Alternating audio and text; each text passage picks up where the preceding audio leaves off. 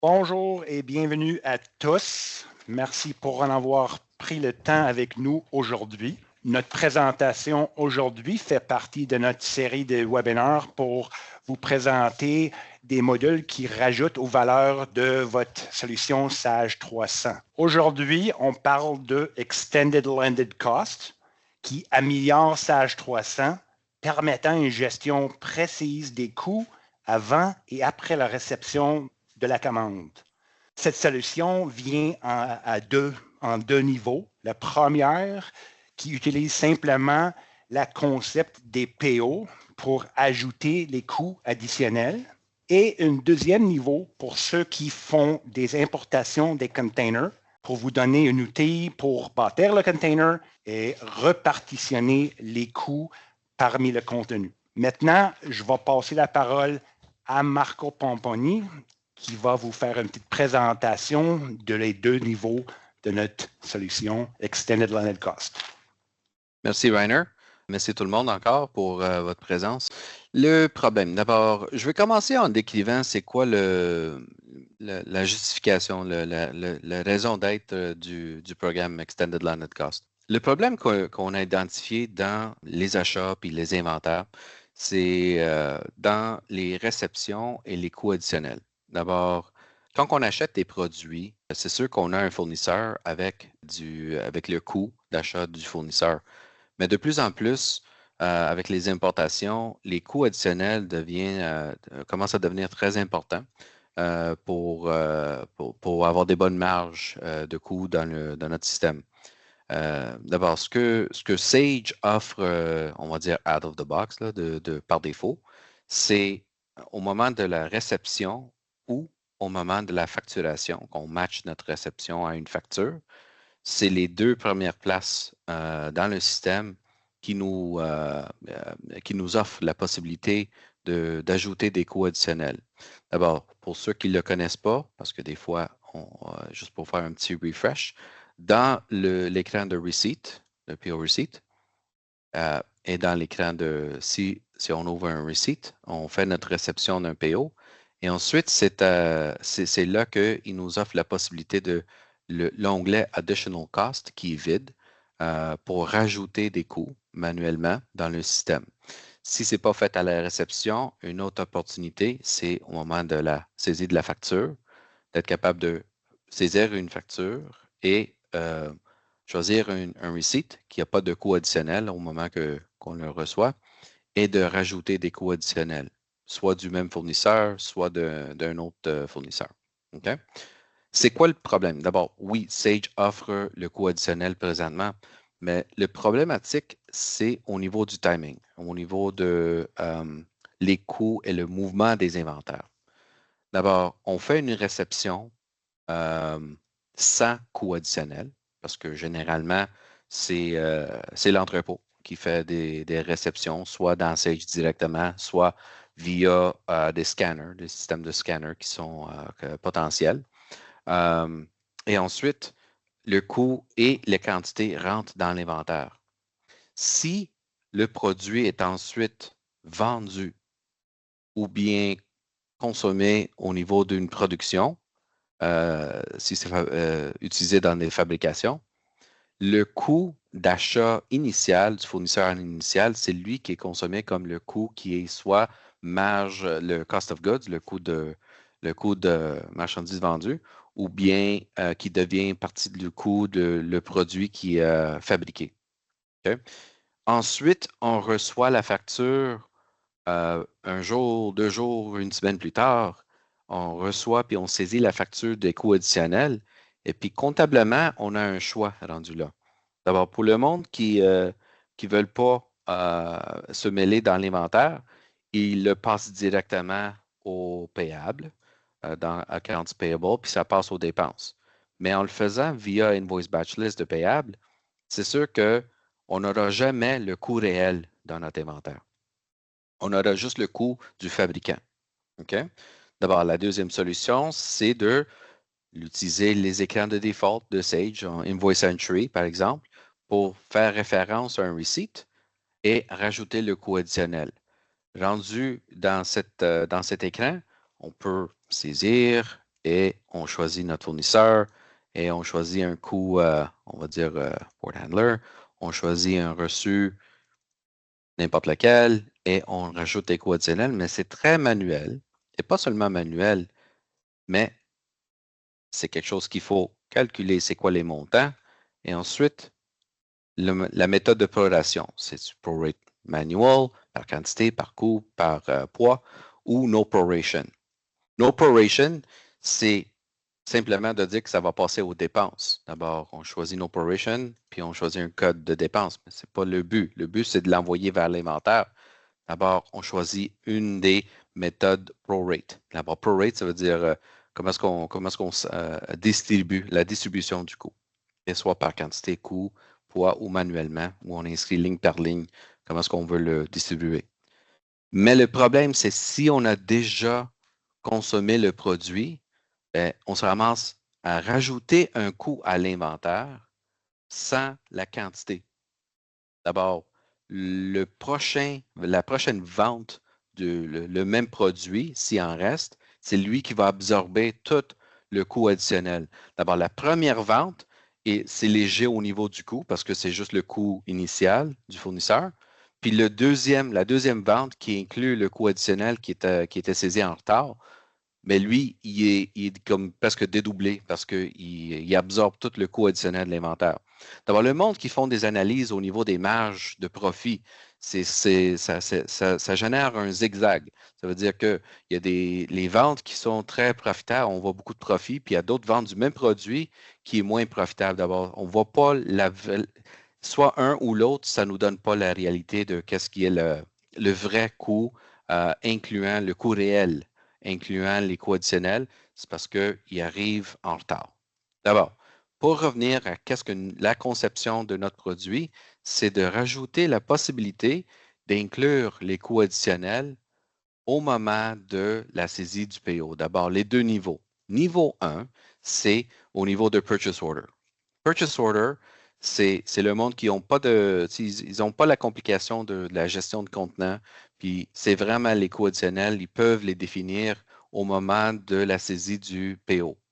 D'abord, ce que le niveau 1 utilise, c'est dans l'écran de Purchase Order, on a ajouté le Additional Cost que Sage par défaut n'offre pas. Okay? D'abord, c'est le même l'onglet Additional Cost qui existe pour les réceptions et pour la facture, sauf que c'est rendu disponible dans l'écran de PO. D'abord, les acheteurs, ils connaissent déjà leur coût ou un bon estimé de leur coût. Alors, leur donner une place ou faire la définition ou insérer la définition de soit transport ou dédouanement d'avance, même si c'est d'autres fournisseurs. Par exemple, ici, j'en ai un qui c'est Overseas Widget Manufacturing, le fournisseur principal, mais le dédouanement ou le duty, c'est Zen Brokers. C'est un autre fournisseur. Okay? On utilise les mêmes coûts additionnels qui sont déjà définis dans PO, dans le module de PO, qui honnêtement sont juste définis dans Additional Cost de PO Setup. C'est les mêmes coûts additionnels que Sage définit. Alors, il n'y a rien de nouveau là-dedans.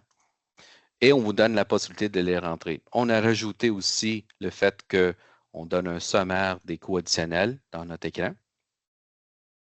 Et ce qui arrive, c'est que on a fait une étape de plus, c'est que les coûts additionnels peuvent être précalculés. Okay? Non seulement on a rajouté l'onglet de Additional Cost pour l'acheteur d'être capable de rentrer ici, choisir son fournisseur, cliquer Add, choisir un fournisseur, puis insérer le coût additionnel, puis ensuite faire la distribution des coûts et les montants. Mais on a aussi essayé d'amener l'automatisation de la calculation des coûts additionnels. Comment est-ce qu'on a fait ça? Dans le setup, les coûts additionnels, si on prend le concept de duties, de dédouanement, okay? Les taux sont associés à des codes HS généralement et le pays de provenance. D'abord, c'est si, disons, ça vient de tel code HS, vient de l'origine, la Chine ou bien l'Inde, il y a des taux différents qui sont appliqués. Okay? D'abord, on a mis dans notre module un côté qui est le setup du dédouanement. D'abord, c'est sûr qu'il y a plein d'icônes pour le setup. Puis la majorité, c'est pour le niveau 2 de la licence qui est la gestion des contenants. Mais ce qui est commun aux deux, c'est les codes HS et les taux qui sont associés. D'abord, on est capable dans les codes HS, de définir un code HS avec un fournisseur. L'exemple ici, Duties, par exemple. Tous les articles qui vont porter le même code HS les co-additionnels seront avec un fournisseur, un broker, généralement. Le code additionnel, la provenance le pays d'origine et le taux qui sera applicable. D'abord, le même code peut parvenir de plus qu'un pays. D'abord, l'exemple ici, j'en ai un qui vient c'est le même code, le même fournisseur, mais si ça vient de l'Inde, c'est un autre taux qui sera appliqué. Ensuite, les codes HS sont appliqués aux articles. Quand on ajoute Extended Landed Costing, ça porte aussi une modification aux articles. Dans un article, là, maintenant, on voit que le Commodity Number, le HS, il sera placé dans Commodity Number ici. Ça, c'est la relation. Et le pays d'origine par défaut. Ça, c'est par défaut. On a mis un parce que généralement, ça parvient du même pays. Mais durant la saisie du PO, vous allez voir qu'on a la possibilité de faire un override, de changer. OK? On a d'autres champs aussi qui ont été rajoutés. Ça, c'est plutôt pour la gestion de contenants, pour savoir c'est quoi le volume métrique qu'un produit prend quand on load dans un contenant. Ça, on va revenir à cette partie-là dans la deuxième partie.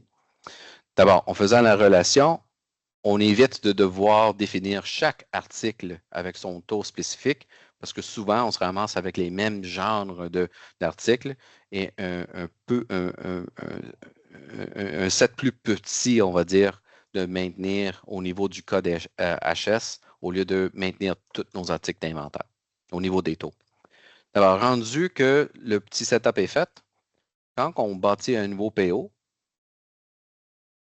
on revient ici, on choisit un fournisseur, on choisit un article,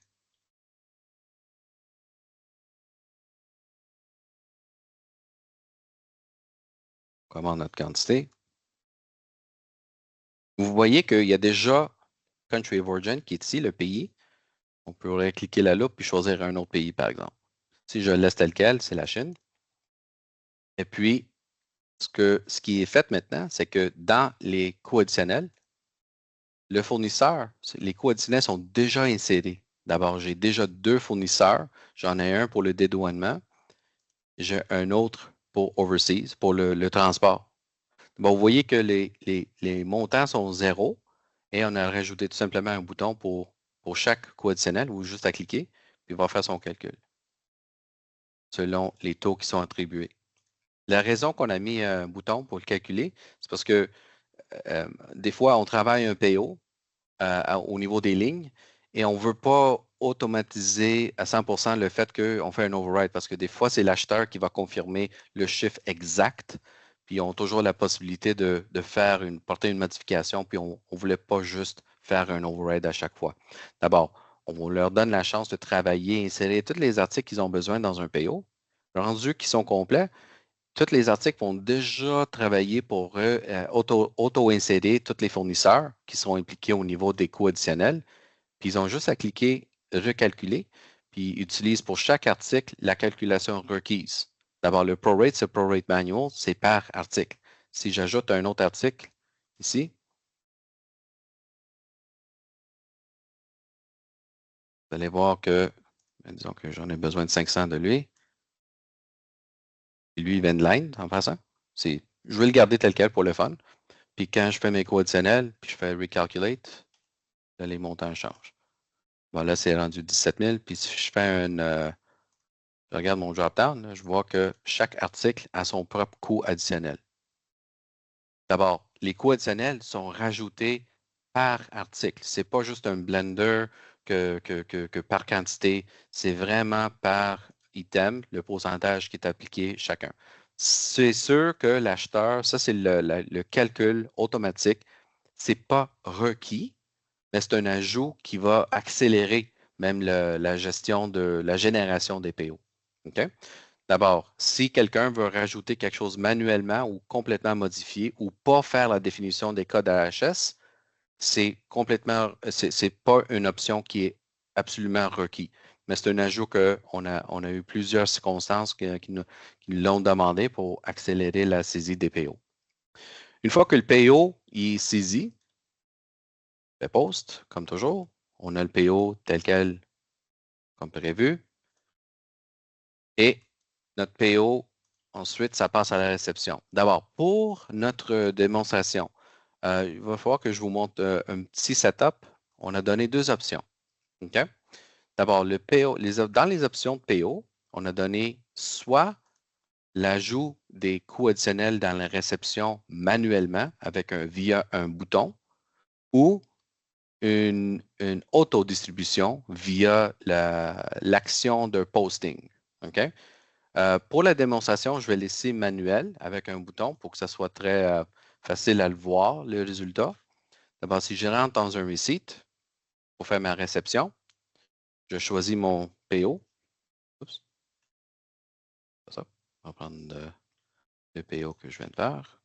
Je fais Receive All. On a rajouté le bouton Additional Cost. D'abord, si on clique, avant que je clique, il n'y a rien dans Additional Cost tel quel comme qu'il est aujourd'hui Sage.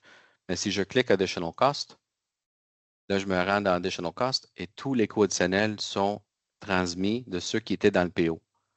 D'abord, les montants sont tous transmis tels quels. D'abord, si c'était en passant une réception partielle, on aurait amené le pourcentage du coût additionnel. Uniquement si on ne complète pas le PO. Disons que si on s'attend que si c'est moins que la quantité requise, on va voir complete PO, on va dire non. Ça veut dire qu'on s'attend à voir la deuxième moitié plus tard. Mais si on dit oui, même si c'est short, ça donne le montant complet. D'abord, il est assez intelligent pour amener le pourcentage si ce n'est pas à 100% et on s'attend à avoir un backorder. OK?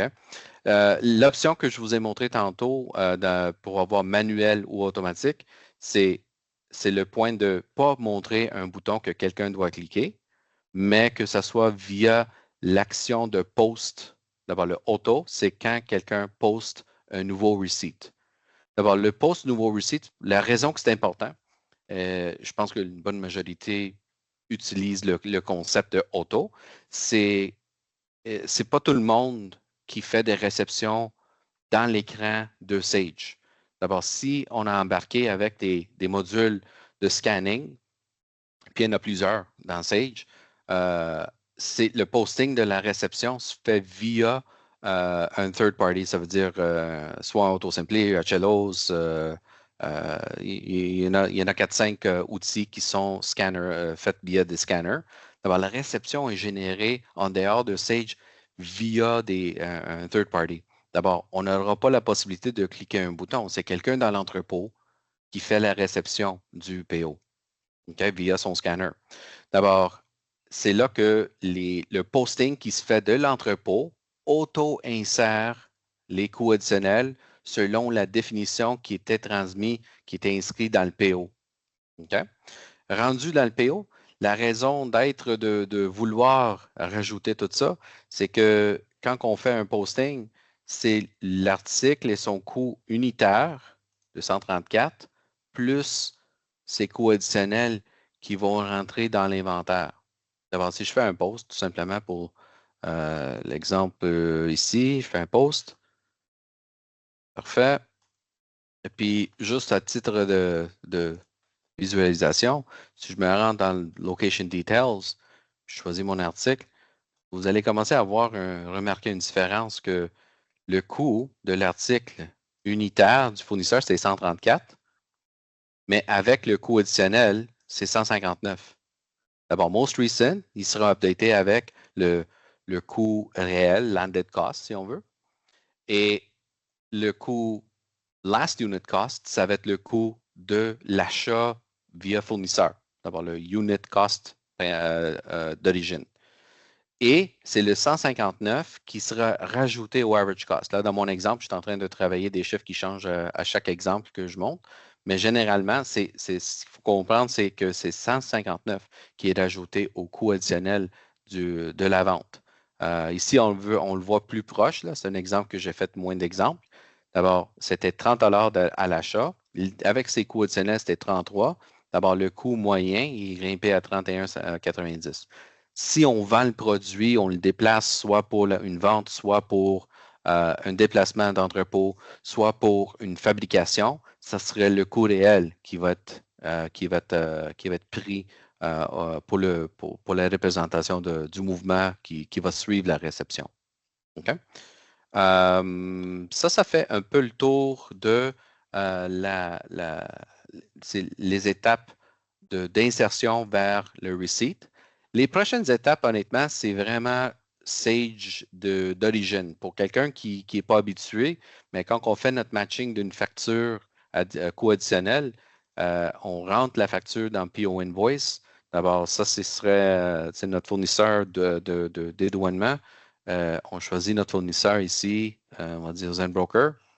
Et puis ensuite, lui, sa facture va faire référence au même PO que j'ai donné au fournisseur 1000.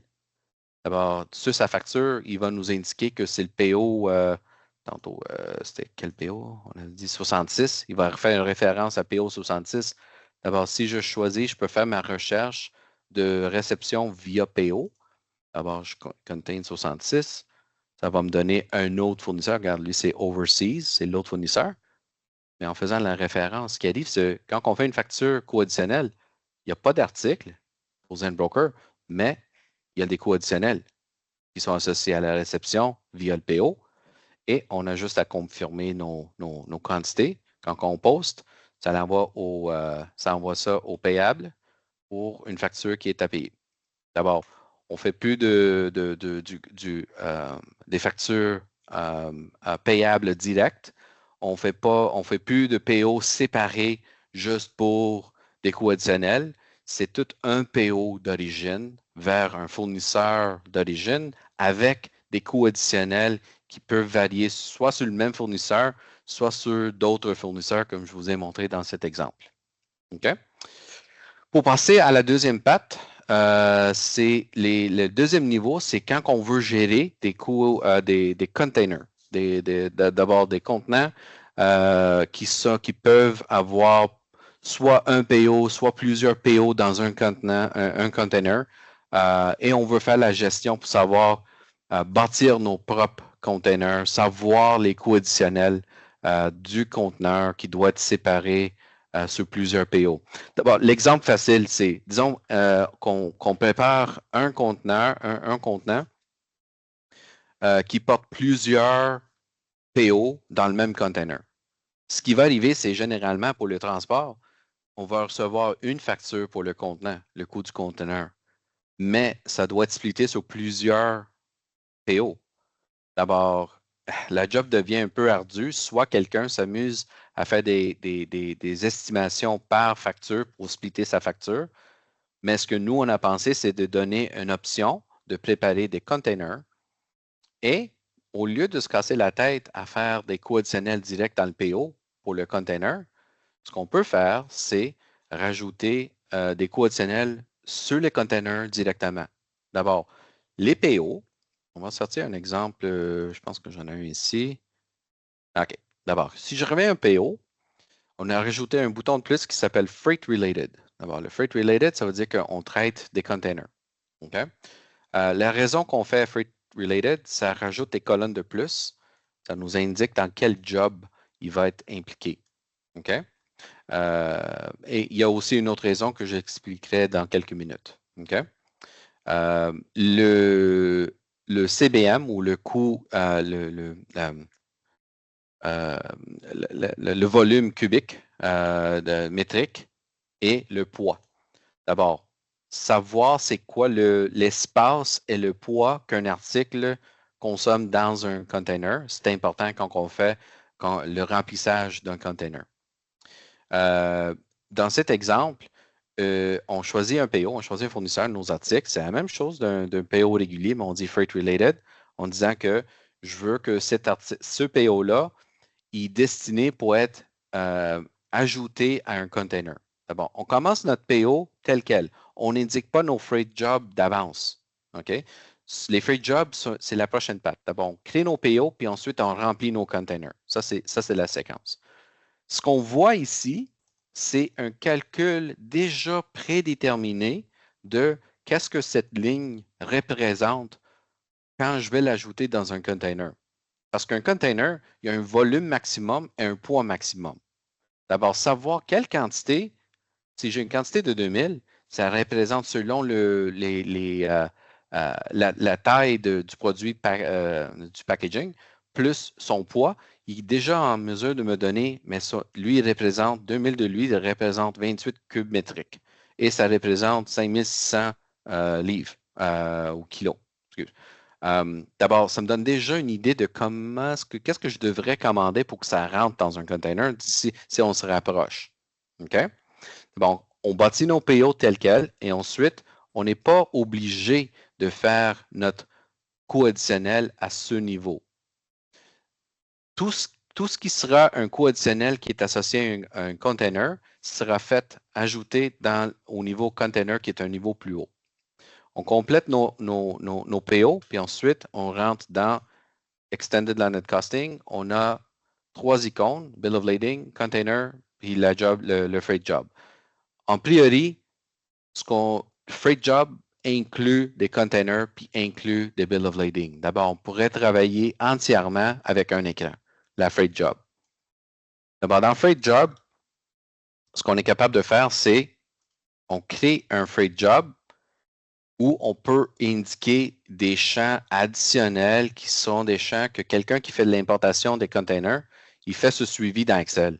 Ils ont toutes les infos, quelle est la confirmation du booking, quel est le statut, quels qui sont le freight forwarder, que sont les dates sailing date, les plusieurs dates, arrival date, c'est toutes ces dates qui sont des informations qu'on tient en charge parce qu'il faut savoir ces informations. D'abord, au lieu d'avoir un Excel plus des transactions dans Sage, on a dit, garde, tant qu'à faire, on va rajouter les champs qu'on doit suivre de toute façon quand on fait le tracking des containers. Dans un freight job, il faut penser à un freight job un peu comme, on va dire, un transport, un ship, là, on va dire un shipping qui contient un ou plusieurs containers. OK? D'abord, dans une job, on prépare, je définis, je vais préparer un ou plusieurs containers. Rendu ici, c'est un container, si je clique New Container ou je double-clique, c'est un drill down à la définition d'un container. Alors, la définition du container, c'est des containers qui portent leur propre numéro, qui portent leur propre information avec leur propre seal number, etc. Et on rajoute les coûts additionnels à ce niveau-là. D'abord, quelqu'un qui vous donne une facture pour un container, c'est ici qu'on ajouterait le coût additionnel et pas directement dans le PO. Parce que dans ce container, on risque d'avoir un ou plusieurs PO. D'abord, au lieu de splitter le coût du 3000 manuellement sur 2 réceptions, 2 factures, 2 PO, bien, on dit rajoute le coût additionnel une fois, niveau container, puis ensuite, on va remplir le container avec les lignes de PO qui sont associées. D'abord, une fois qu'on définit le container, puis on a des types de containers en passant, 40, on peut définir nos containers qu'on utilise, 20 pieds, 40 reefer, 40 extended. C'est toutes les définitions qu'on peut rajouter dans le système. On rajoute le potentiel du bill of lading parce que des fois, on a des bill of lading que lui aussi peut avoir ses propres coûts additionnels. Alors, on a rajouté cette partie-là aussi sur le bill of lading. D'abord, si la facture est destinée sur tout le contenu d'un container, on le met dans le container. Si c'est associé au bill of lading, on peut le mettre sur le bill of lading. Et ensuite, dans le cargo detail, c'est ici qu'on rassemble le tout. Ça veut dire, dans ce shipping, on va dire, ce bateau, on va avoir un container ou 2 containers. Puis je commence à rassembler mes lignes. D'abord, sur container 1, j'ai déjà rajouté 2 lignes de 2 PO Pour chaque ligne, il va me donner c'est quoi son CBM que je voyais déjà dans le PO, mais je le revois ici. Et plus important, je le vois en bas, ici. Mon container 1, c'est un 40 pieds, OK? Que le maximum, je définis mes maximums dans ma définition. Mon maximum, il me semble, c'est 67 cubes métriques. OK? D'abord, j'ai déjà busté mon container parce que ici, j'ai un total de 28 plus 65, j'ai 93. C'est plus que le container peut absorber. D'abord, soit on fait un maximum sur le poids ou le volume, dépendant de votre business. Bon, dans ce cas ici, on a plein d'espace. J'ai un remaining 24 000 de livres disponibles, mais j'ai déjà trop volume dedans. D'abord, c'est à ce moment ici, j'insère une ligne ou bien j'ai déjà ajouté un deuxième container. J'ai défini un deuxième container. Puis je peux aller ici et dire, regarde, cette ligne ici, la première, je vais faire mon switch pour qu'il soit sur le deuxième container. En faisant ça, là, je vois mon suivi de chaque container. Lui, il me reste un cube métrique. D'abord, ce container 1, il est considéré plein. Et là, j'ai un deuxième container à 38 et 25 000 de dispo. D'abord, là, je pourrais rajouter de plus. D'abord, si j'insère, je veux rajouter dans le container 2. Je peux insérer d'autres lignes. Quand je fais mon Finder sur le PO, ça va me donner toutes les freight related. Tantôt, on a dit dans le PO, on a ajouté un petit checkbox qui s'appelle freight related. Le raisonnement en arrière de ça, c'est pour que l'acheteur peut définir les PO spécifiques qui vont être achetés et transportés via container.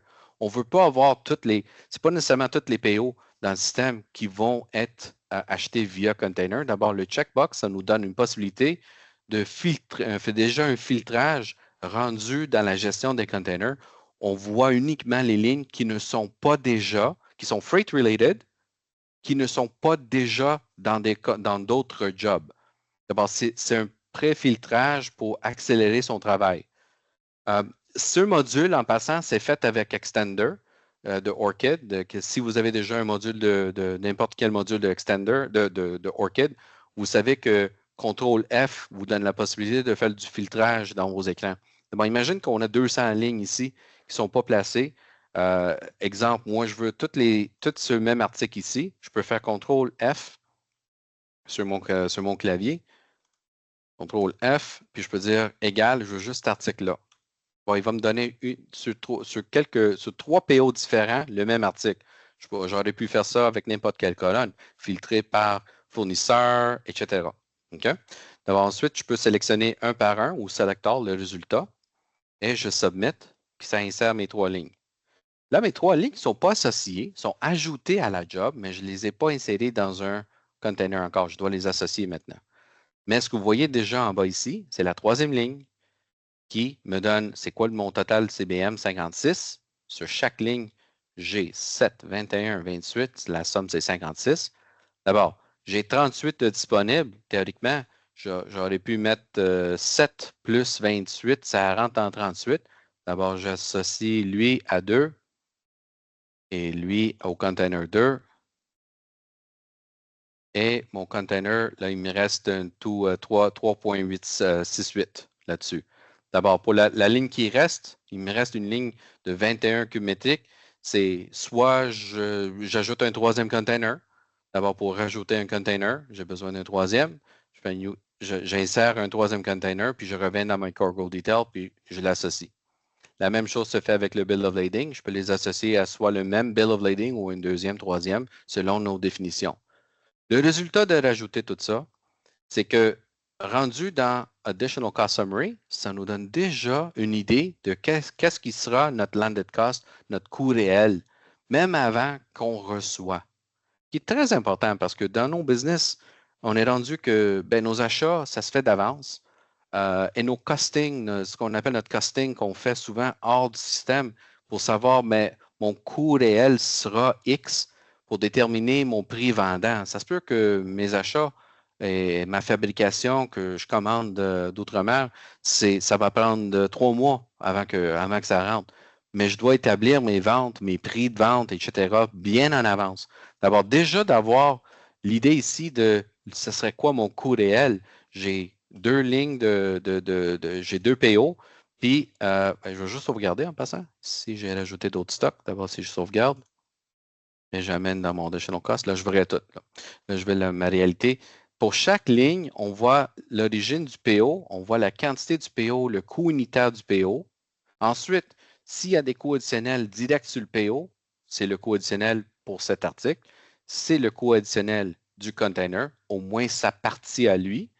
Et j'ai mon coût total additionnel. D'abord, mon item de base, il me coûte 19 $, mais mon landed, c'est 19,64 $. D'abord, dans mon exemple, c'est mes chiffres bidons, mais ça se peut que j'en ai déjà vu des cas où le coût unitaire, c'est 4 $, puis rendu au landed cost ou au coût réel, on est aux alentours de 40 $. C'est vraiment des coûts additionnels peuvent être très importants dans une business.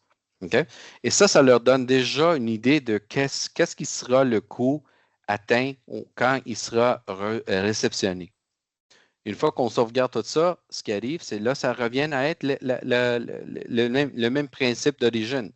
On sauvegarde et on continue à la réception. Rendu à la réception, ça revient à être la même procédure qu'on avait tantôt.